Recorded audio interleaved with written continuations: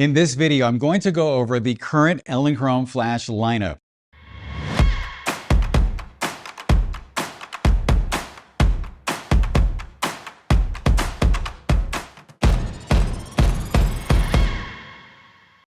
Welcome back, everyone. I just want to start off with my disclosures. Elinchrom did provide me with some of the lights that you see in front of you today over the last few years, but they didn't ask me to make this video today. They don't have any editorial control over this video today, and they're not paying me to make this video.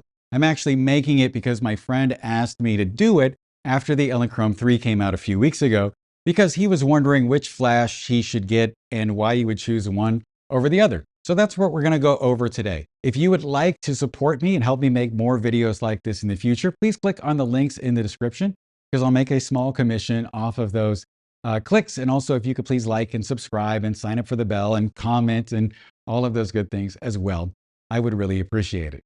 Currently, there are 8 flashes within the Elinchrom lineup that are currently for sale, and I'm going to talk about all of those. 2 of them, the D-Lites, I've never owned before, but we're going to talk about them. And these 5 lights, which I think are at the core of the system. And then there's the ELB 500, which I used to own. So I'll be giving you insights about them. For the most part, I'm going to talk about the specs. Then I'm going to talk about how they differ and why you might choose one over the other, what one might be best for you. So let's go ahead and get started. We'll talk about the D-Lites. So the D-Lite 1 and the D-Lite 4 are seen as entry-level units within the system.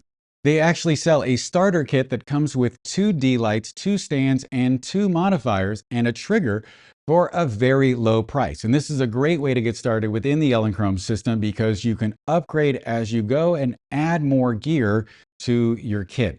But let's talk about the statistics. The D-Lite 1 goes from 6 to 100 watt seconds, whereas the D-Lite 4 goes from 25 to 400 watt seconds. The next thing I want to talk about is flash duration. Flash duration is simply how long it takes for the flash to discharge. Provided that you're overpowering the light by a great amount, the only thing contributing to your photo is going to be the flash. And the shorter the flash duration, the more movement you're going to be able to freeze. For general studio photography, flash duration isn't very important, but if you're trying to stop a dancer moving through the air, you want a much faster flash duration. That would be, according to my test, a T.1 flash duration at 1/3000th of a second. And if you want to look at a video that's all about that, just click up here and you'll learn a lot more about this topic. In general, though, flash duration has 2 sort of numbers, and I just said one of them. There's T.1 and T.5. So as we look at this graph, we've got brightness over here on the left and time on the bottom. T.5 flash duration is when the light goes from 0 to 100 and then drops back down to 50%. T.1 flash duration, on the other hand, is when the light goes from 0 to 100 and then back to 10% of that 100%. The T.1 number is a much more useful number and will allow us to know just how to stop action, that extreme movement of a dancer or an athlete flying through the air. I'm going to be giving you today a lot of statistics for all of the lights, and all the statistics that I'm giving you were provided by Elinchrom unless I've noted it. Some of the lights, they only provide T.5 flash duration, but in general, I have heard that the difference between T.5 and T.1 is just a factor of 3. So if you divide the T.5 number by 3, it might give you a close equivalent to T.1. But every light is different, and how that wave occurs and happens is going to be different from model to model. So that 3-to-1 thing is not science. It's just a rule of thumb that you can sort of follow as a guide. So that's going to give you a little bit of context. So let's get back to the D-Lites. So the D-Lite 1 has a T.5 flash duration at maximum power of 1/800th of a second. And the D-Lite 4 has a T.5 flash duration at maximum power of 1/2200th of a second. The D-Lite 1 recycles in 1.5 seconds, and the D-Lite 4 recycles in 1.2 seconds. Now let's talk about the Elinchrom ONE. So the Elinchrom ONE is a compact battery-powered monolight. You'll notice that it's quite a bit smaller than these other lights down here. And that's because this light was made to be used with all of the ProPhoto OCF modifiers and the Elinchrom OCF modifiers. This diameter of the light is equal to the diameter of the front of the ProPhoto lights. So that is one thing to keep in mind. They do, however, make a modifier that allows you to use the Elinchrom ONE and the Elinchrom THREE, which we'll talk about in a second, in Elinchrom's modifiers. And they come with the lights. So that is something to think about. That's why these lights are bigger. They work with that Elinchrom standard modifier octabox ring. That's a key difference. So the Elinchrom ONE is capable of producing between 7 and 131 watt-seconds. The integrated lithium-ion battery can produce 725 full power flashes, and it can be charged while you're shooting with any USB-C power source. That could be the included charger, it could be your MacBook charger, or it could be a power bank. Really, anything that's USB-C and delivers power will work to keep this light charged up. Now, some people are concerned about the fact that the battery is integrated into the unit. It's not user swappable. However, I've used this light quite a bit for the last 2 years, and I have 3 of them, and I haven't seen any decrease in my performance with the battery. From what I hear, they will replace them for a fairly good lower rate. So it's not going to be that expensive if you do have to replace it. However, I was reading in the comments on, I believe, their YouTube channel the other day, and they said that they've never actually replaced a battery in the last 2 years because no one has needed it. So fear of having the battery built in is probably not something that you should concern yourself with, but I wanted to let you know about that. Flash duration now for these units is going to be a little bit different than the D-Lite units. These units have what is known as standard mode and action mode. Standard mode prioritizes the color consistency from minimum power to maximum power. At maximum power, it's warmer, and at minimum power, it's cooler, but the difference is maybe about 300 degrees Kelvin. They might say that it's actually lower, but I think practically speaking, that's probably what it is.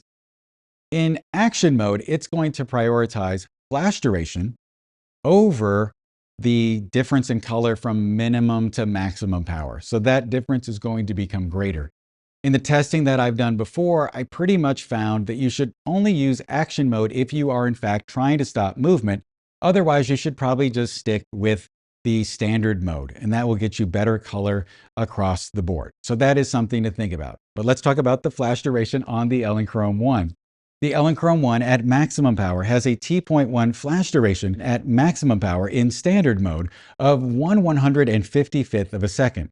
At minimum power, the flash duration is 1/1530th of a second.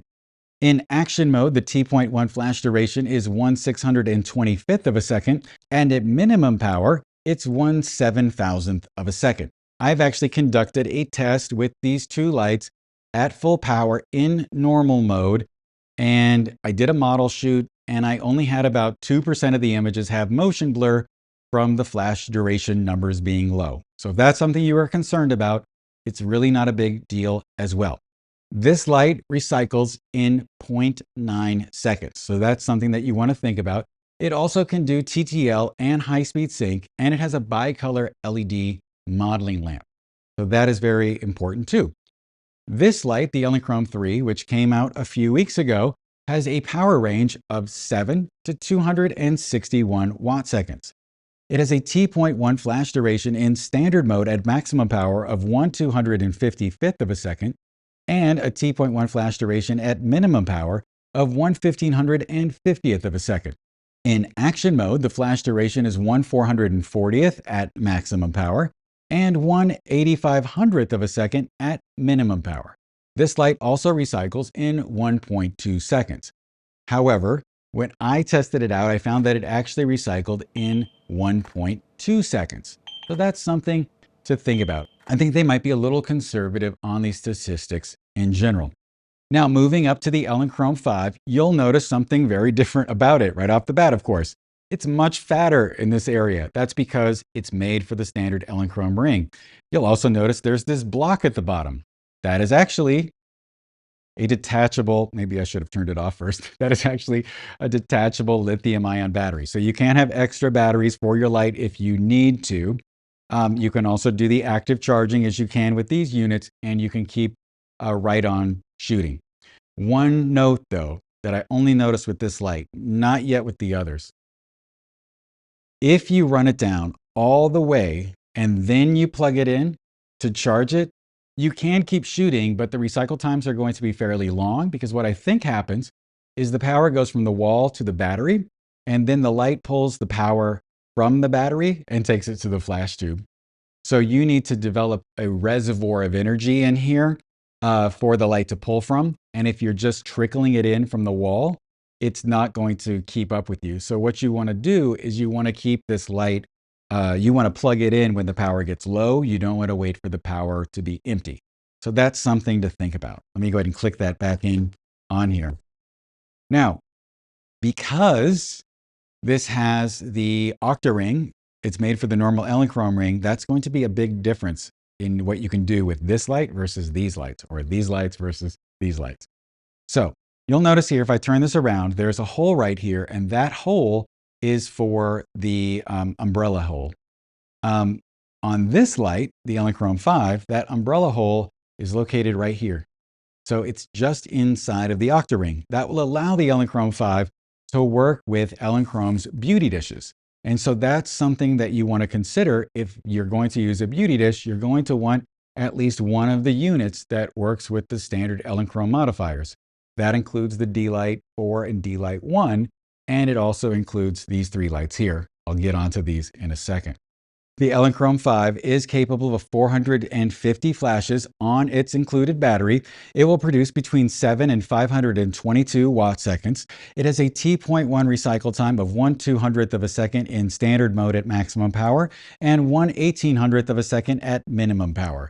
In action mode at maximum power, the flash duration is 1/250th of a second, and at minimum power, it's 1/8080th of a second. This light also has a recycle time of 1.6 seconds. Now, most people are going to buy these three lights. I want to talk about the main difference between them. The Elinchrom ONE shooting outside in sunlight, it's probably not, well, I know it's not. It's not going to be able to overpower the sun at 3 feet with a 3-foot deep octabox. It can do it with a reflector, but it can't do it with the octabox. That's something that you should consider. Because the Elinchrom 3 is twice the power, you can use that 3-foot octa within 3 feet to overpower the sun. If you wanted to use a much bigger modifier, you would use the Elinchrom 5. So big octa, you're probably going to want the Elinchrom 5 for those high-speed sync shots outdoors. Let's say indoors though, hair light, edge light, fill light, this light's going to be fine. Big octabox, 500 watt-seconds, big octabox with a very small aperture, this light is probably going to be better for you. So that's going to be the difference. You can, of course, put this in a big octabox. It's fine. Don't let me get you wrong. But I'm just saying, like, if you want to shoot at 100 ISO in a 5-foot octabox, this is probably a better choice indoors and outdoors than these lights. That's really kind of the difference. That's how I would think about it. Just to be very clear, in case I wasn't clear, there's no reason why you can't put this light in a 5-foot octabox and use it inside. You just might end up shooting at higher ISO, like 400 ISO if you want to shoot at f8, or you might be shooting at 5.6 at 100 ISO or f4 at 100 ISO, depending on your distance. That's the difference. So more power, more depth of field, lower ISO, indoors, outdoors, you're probably going to need a hard reflector. You can use a big softbox. You can use a softbox in the middle if it's sunny outside. So that's kind of how I would think about these three lights. The next light I want to talk about is this one right here. This is the ELC 500. This light came out in 2020. Its statistics are very close to the stats from the Elinchrom 5. It just plugs in the wall and costs a little bit less. The ELC 500 has a T.1 flash duration at maximum power in action mode of 1/250th of a second, and this light recycles in 1.9 seconds. Now, those are the stats. Practically speaking, though, I think both of these lights recycle in 1.7 seconds in the real world. It could be off a little bit, but 1.6 to 1.9, 1.7, it's all kind of the same. Now, the biggest difference between them, of course, is the battery power versus plugging it into the wall. They both have TTL. They both have high-speed sync. They both have an LED modeling lamp. It's just the fact that how you power it is different. So if you don't need to go on location and you don't mind having wires going across the studio floor, or you can take this on location too. I'm just saying, unless you need battery power, this light will be a good choice. It also costs a little bit less as well. So that is something to think about. Oh, there is one little tiny thing. These lights can all connect directly to the mobile app. These lights need either one of these lights to be turned on in the room, or they need something called the Elinchrom bridge to access the Elinchrom apps. Very minor thing, but I just wanted to make you aware of it. The next light I want to talk about is the ELC 500 Pro HD. This light is a little bit different than the other lights. It also has a older, bigger, maybe not older, it has a bigger brother, the 1000 watt second version. So these lights, though, do not have an action mode or a standard mode. They just have a mode, if you will. So the ELC 500 Pro HD has a T.5 flash duration of 1/2330th of a second at maximum power to 1/2940th of a second at minimum power. The 1000 watt second unit has a flash duration at maximum power of 1/1430th of a second and 1/2780th of a second at minimum power. The 500 watt second unit recycles in 0.75 seconds, and the 1000 watt second unit recycles in 1.5 seconds. In my own test, I did use a Sekonic 878 flash meter, and I found that the flash duration for this light in T.1 numbers is a little different. So it has a T.1 flash duration between 1/892nd of a second to 1/1880th of a second. So this light is going to have really good flash duration for general all-purpose photography, and it's going to recycle very quickly. But it's not going to get up to the key number of 1/3000th of a second, which is what I found was required to stop action in that previous test. So it won't be good for action, but if you are going to be shooting, at least I don't think so. It could be, but I don't think necessarily that it'd be the best choice. I think these might be better. This light, on the other hand, is going to be great if you're going to use 500 watt seconds and you're going to be photographing humans or dogs, and they're going to be, moving around quickly and changing their posing, because recycling in 0.75 seconds is huge. This light also has some special features where it will fire off multiple pops during one exposure if you need that, and some sequencing features that are pretty particular to this light. So you might want to look into that. But if you're going to use a lot of power and you're going to photograph people, this light could be a very good choice for you. The next light I want to talk about is the ELB 500. The ELB 500 is a little different than all of these lights because it is a pack and head system. And that just means that the flash tube is located in the head, and the pack contains the brains and the battery or power source, if you will. One of the advantages to this system is that you're going to be able to boom your light out over the set without a lot of counterweight, because the flash head itself is the size of a baseball and only weighs about a pound. One of the drawbacks, though, from this system is that you need an adapter to go from its normal head size to the Elinchrom standard mount. And that adapter, if you put it in your lighting case, is going to take up a fair amount of room. I'm pretty sure that I was able to have 2 ELB 500s, 4 adapters, and 4 heads in the same space that I could put 6 to 8 Elinchrom ones in my lighting case. So it's just going to take up a lot more room. You could put those adapters on your lights or in some grip bag, and that would be fine, but that's something to think about. The weight of the pack is also going to let you use it as a counterweight or just a weight for a light stand like you would a sandbag. But most people find that needing to run a cable from the pack to the head is a big downer, and they don't really like the design of this light. I actually kind of liked it, but it wasn't seen as that popular for most people. Now, Elinchrom doesn't provide a standard mode flash duration for this light, and I no longer have one, so I can't test it.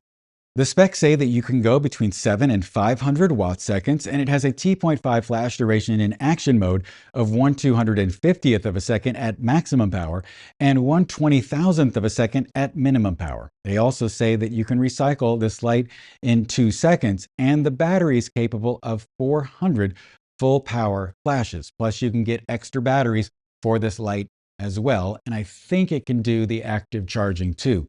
There is one more drawback, though, to this light, and that is that I believe you can only have it in one group, even though you're capable of adding 2 heads to the pack.